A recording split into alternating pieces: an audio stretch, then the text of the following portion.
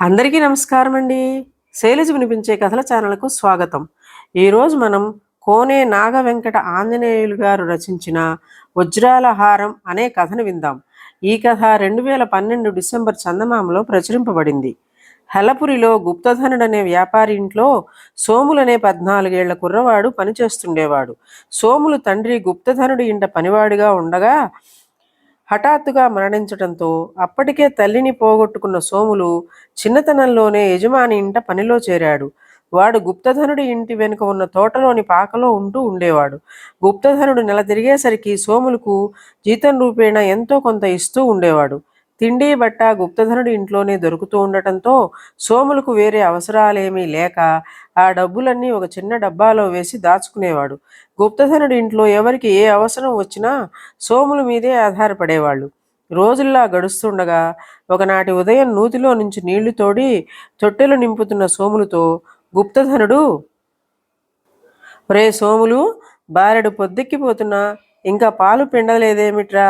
పిల్లలు పాల కోసం గోల పెడుతున్నారు" అన్నాడు గట్టిగా గదమాయిస్తున్నట్టు. ఆ మాటలకు సోములు రోషం తెచ్చుకుని, "అయ్యా, మా అమ్మా నాన్నలు నాకు పెట్టిన పేరు సోమశేఖర ప్రసాద్. అలా పిలవకుండా మీరిలా ఒరే సోములు అని పిలవడం ఏమీ బాగాలేదండి" అన్నాడు. గుప్తధనుడు నిర్ఘాంతపోయాడు. ఇంట్లో వాళ్ళందరికీ వాడిని సోములు అని పిలవడమే అలవాటు. అయినా లోగడ ఎన్నడూ ఇలా దురుసుగా వాడు మాట్లాడలేదు. ఈరోజు వీడికి ఏమైందబ్బా అనుకుంటూ గుప్తధనుడు, "అలాగేనండి సోమశేఖర ప్రసాద్ గారు, కాస్త గేదె పాలు తీస్తారా" అన్నాడు వేళాకోళంగా. దాంతో తృప్తిపడిన సోములు చెంబు పట్టుకుని పాలు తీయడానికి గొడ్లచావిడిలోకి వెళ్ళాడు ఉత్సాహంగా. కొద్దిసేపు తర్వాత సోములు పాలుపిండి తెచ్చిన చెంబు అందుకుంటూ గుప్తధనుడు తల్లి, "ఒరే సోములు, నిన్ననగా ఇంట్లో కూరగాయలు నిండుకున్నాయి. అలా సంతకు వెళ్ళి కూరగాయలు పట్టుకురా" అన్నది.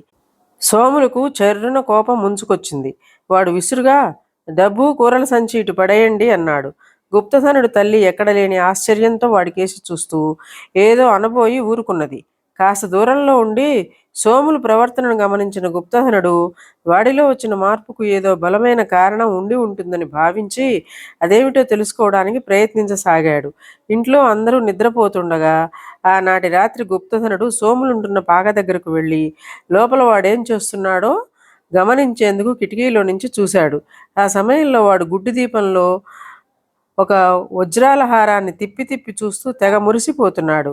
ఆ హారం వాడికి అడవికి కట్టెల కోసం పోయినప్పుడు చెట్టు మీద కాకి గూడు దిగున ఉన్న కొమ్మకు వేలాడుతూ కనిపించింది. ఆ హారాన్ని కాకి గ్రామంలో ఎవరి మెడ నుంచో జారిపడగా ఏదో తినే వస్తువుని గూటికి తెచ్చి కాదని తెలుసుకుని కొమ్మల్లో వదిలేసి ఉంటుంది. సోముడిలో వచ్చిన మార్పుకు ఆ వజ్రాల హారం కారణమని గుప్తధనుడికి తెలిసిపోయింది. ఈ విధంగా కొద్ది రోజులు గడిచాయి. ఆ ఏడు గుప్తధనుడి తోటలో అరటిగెలలు విరగగాసినాయి. గుప్తధనుడు సోములతో కాస్త వెటకారంగానే, "సోమశేఖర ప్రసాద్ గారు, అరటిగెలను దింపించి సుగంధిపురి సంతలో అమ్ముకొద్దామా" అన్నాడు. అందుకు సోములు సంతోషంగా తల ఊపాడు. ఆ సాయంత్రం వాళ్ళిద్దరూ అరటిగెలతో సంతకు వెళ్ళారు. గుప్తధనుడు వాటిని అక్కడ దుకాణదారులకు అమ్మి ఇక తిరుగు ప్రయాణానికి సిద్ధమవుతుండగా సోములు ఆయనతో, "నేను సంతలో కొద్దిసేపు తిరిగి దుకాణాల్లో ఎలాంటి వస్తువులు అమ్మచూపుతున్నారో చూసి రావాలనుకుంటున్నాను" అన్నాడు.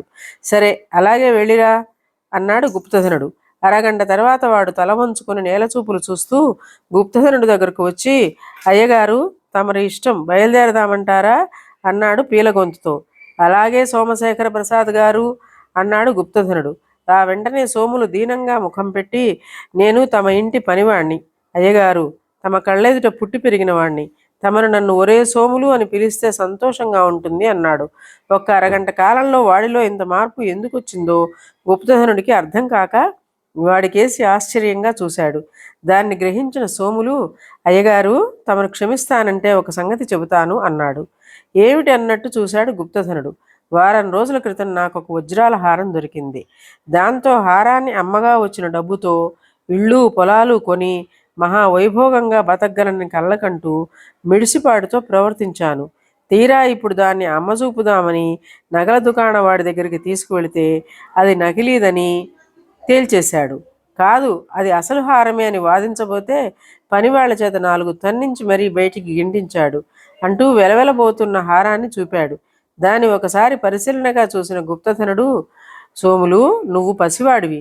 మునుముందు ఎంతో జీవితం ఉంది. కష్టపడి పనిచేసి అదృష్టం కలిసి వస్తే ఒక వజ్రాల హారం కాదు, ఎన్నైనా సంపాదించవచ్చు. అంతేగాని ఎక్కడో దొరికిన హారాన్ని సొంతం చేసుకోవాలనుకుని మిడిసిపడటం ప్రమాదకరం. ఒకవేళ ఇది నిజమైన హారమే అయి ఉన్నా దీన్ని పోగొట్టుకున్న వాళ్ళు ఎంతగా బాధపడి ఉంటారో ఆలోచించావా? దొరికిన వెంటనే దాన్ని నువ్వు న్యాయాధికారికి అప్పగించి ఉండాలి, అవునా అన్నాడు. అవును అన్నట్టు తల ఊపాడు సోములు. కష్టపడి సంపాదించినదే నిజమైన ధనం. పైగా ధనం ఉన్నా లేకపోయినా మనిషి మంచిగా అణకువగా నడుచుకోవాలి, అదే మనిషికి అలంకారం అన్నాడు గుప్తధనుడు. ఇదండి కథ. ఈ కథ మీకు నచ్చినట్లయితే లైక్ చేయండి, షేర్ చేయండి, కామెంట్ చేయండి, సబ్స్క్రైబ్ చేసుకొని నన్ను ఎంకరేజ్ చేయండి. నమస్కారం అండి.